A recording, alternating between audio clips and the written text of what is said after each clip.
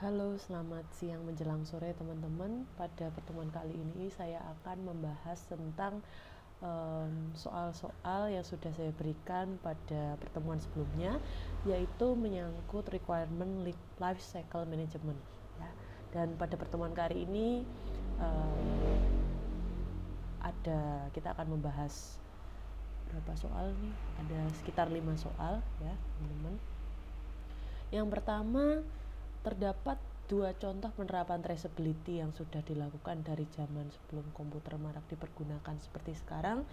Sebutkan dan jelaskan ya. Ini jawabannya sengaja tidak saya tulis ya teman-teman, supaya teman-teman menyimak. Nah, untuk yang pertama itu ada manajemen dokumen dengan outward dan inward box ya. Jadi proses tracing di sini di mana? Jadi segala dokumen keluar ya dari suatu instansi atau dari suatu kantor itu akan diletakkan pada outward box dan dokumen masuk diletakkan pada inward box ya. Dan dokumen yang masuk pada inward box tersebut didokumentasikan, dicatat lah ya, dilihat tujuannya kemana, lalu dikirimkan ke bagian yang dimaksud. Kemudian pelacakan atau tracingnya dilakukan ketika ada surat keluar yang ingin dikirimkan ke bagian tertentu. Nah, terdapat seseorang yang akan mengambil dan mengirim surat tersebut dan mencatat surat tersebut ke register ya. Pencatatan ke register tersebut meliputi siapa pengirim dan siapa penerimanya gitu ya. Jadi bentuk pelacakannya ada di situ ya, dari manajemen dokumen atau manajemen surat ya. Surat kan masuk dokumen juga gitu ya. Nah, itu contoh yang ada di India sih, tapi itu bisa jadi contoh traceability di zaman dahulu. Nah, yang kedua adalah dokumen indexing ya, atau indeksasi dokumen. Nah, jadi dokumen itu di suatu kantor pasti banyak banget ya. Kalau dulu mungkin belum ada komputer, belum ada folder, belum ada arsip gitu ya yang bisa kita akses online, cloud gitu-gitu.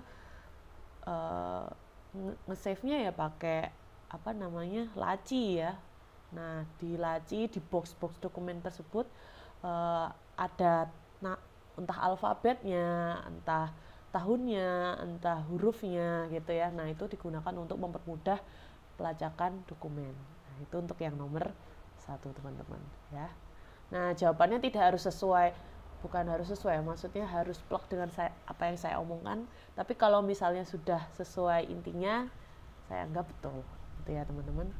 Oke, yang kedua, apa yang dimaksud dengan forward traceability? Nah, maksudnya di sini adalah dalam suatu proses ya, kalau kita mau melakukan forward traceability, nah kalau prosesnya itu sudah sampai tengah ya, nah di tengah-tengah proses itu kita lihat apakah dari tengah-tengah itu kita lihat mana proses yang sudah diimplementasikan atau proses yang sudah berjalan. Jadi dari awal sampai tengah itu dilihat proses yang sudah berjalan.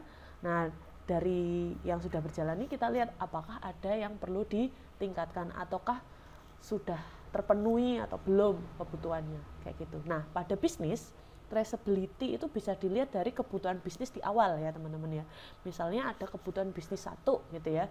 Nah, dan kebutuhan bisnis 1 itu dipenuhi oleh 10 elemen solusi misalnya ya. Untuk bilang bahwa satu kebutuhan bisnis itu terpenuhi, kita harus memenuhi 10 elemen solusi. Nah, forward traceability ini dilihat dari 10 elemennya ini sudah terpenuhi apa belum ya, sudah dilakukan apa belum. Jika sudah, kita bisa bilang bahwa kebutuhan bisnis 1 tadi juga sudah terpenuhi. Seperti itu. Itu untuk yang nomor 2. Oke. Berikutnya untuk yang nomor 3. Apa contoh penerapan backward traceability dan apa pentingnya gitu ya. Nah, contoh penerapannya ini misalnya gini ya, pasti ada yang namanya perubahan sistem ya, makanya ada RFC ya, request for change gitu ya, permintaan perubahan dan lain-lain.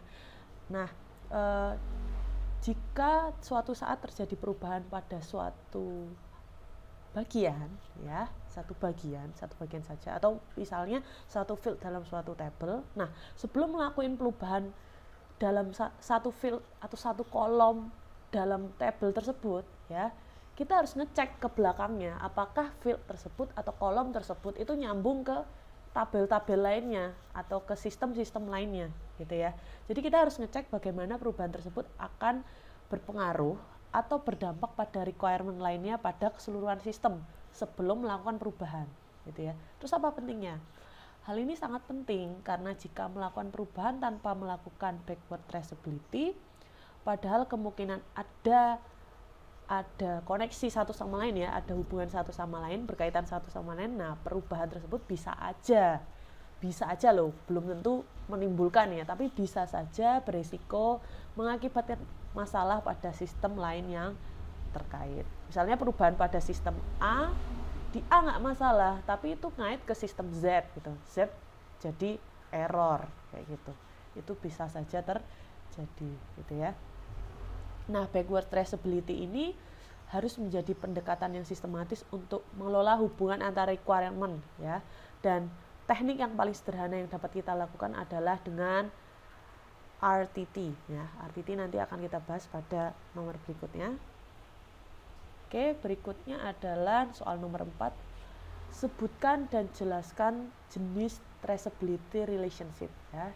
Di sini ada dua jenis traceability relationship, yaitu yang pertama adalah derive ya. Derive seperti asal katanya, turunan ya, adalah ketika sebuah requirement itu diturunkan atau di-generate dari requirement yang lain. Ya, contohnya semisal ada requirement transfer karyawan, misalnya ya, harus mengakomodir requirement transfer karyawan. Nah, dari transfer karyawan itu diturunkan requirement lagi, misalnya kita harus menyimpan atau memaintain tanggal bergabungnya, join date, atau asal departemen dari karyawan, atau tujuan dari karyawan, seperti itu. Jadi menurunkan kebutuhan dari kebutuhan utama ya.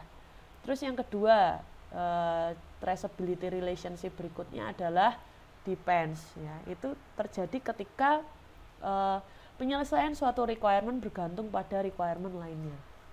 Nah, di depends ini terdapat dua tipe depends ya teman-teman. Ada necessity dan ada effort ya.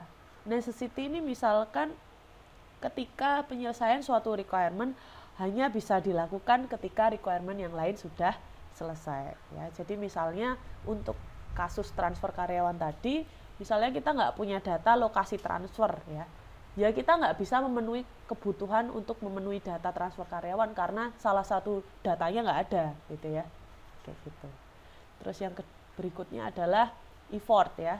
Itu ketika implementasi dari requirement yang lain membuat implementasi requirement yang lain lebih mudah. Jadi yang satu hal yang dilakukan mempermudah yang lain gitu ya.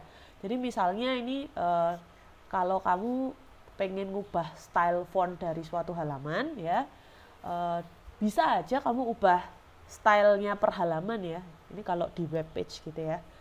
Tapi akan lebih mudah, lebih praktis ya, lebih cepat, lebih standar kalau kamu ngubah di CSS-nya, sehingga yang terefek tuh gak cuma satu halaman tapi semua halaman kayak gitu ya. Itu untuk yang effort. Kemudian yang soal nomor 5, requirement berasosiasi satu sama lain dengan berapa cara dan jelaskan ya. Yang pertama itu dengan satisfy ya, yaitu ketika salah satu requirement akan dipenuhi dengan elemen lain, tidak harus kebutuhan lain ya. Atau suatu requirement akan terpenuhi jika requirement lain terpenuhi. Tuh. Terus yang kedua adalah validate, yaitu hubungan yang digunakan untuk menunjukkan bagaimana sesuatu digunakan untuk memvalidasi requirement lain. Contohnya test case ya teman-teman. Test case itu requirement ya, berasosiasi dengan requirement dan dapat digunakan untuk memvalidasi requirement gitu ya. Itu untuk yang nomor 5. Kemudian yang terakhir, apa saja sih yang di-capture dalam RTT ya? RTT di sini tadi sudah dijelaskan sebelumnya, sudah disenggol sebelumnya. RTT itu adalah requirement traceability technique or tool ya. Dan di dalam RTT ini ada beberapa yang didata, yaitu requirement ya, satu requirement, 2 priority, yang ketiga relationship amongst requirements atau hubungan antara requirement, kemudian design ya, kemudian coding unit ya. Sorry, ini yang keberapa? 1, 2, 3, 4, 5. Coding unit yang kelima, lalu yang keenam test case, dan yang terakhir UAT test cases ya. User acceptance test case ya. Oke. Itu dia untuk pembahasan soal requirement lifecycle management. Jika ada yang mau ditanyakan, bisa komen di video saya. Oke, terima kasih. Selamat berjumpa kembali di pertemuan selanjutnya. Dadah.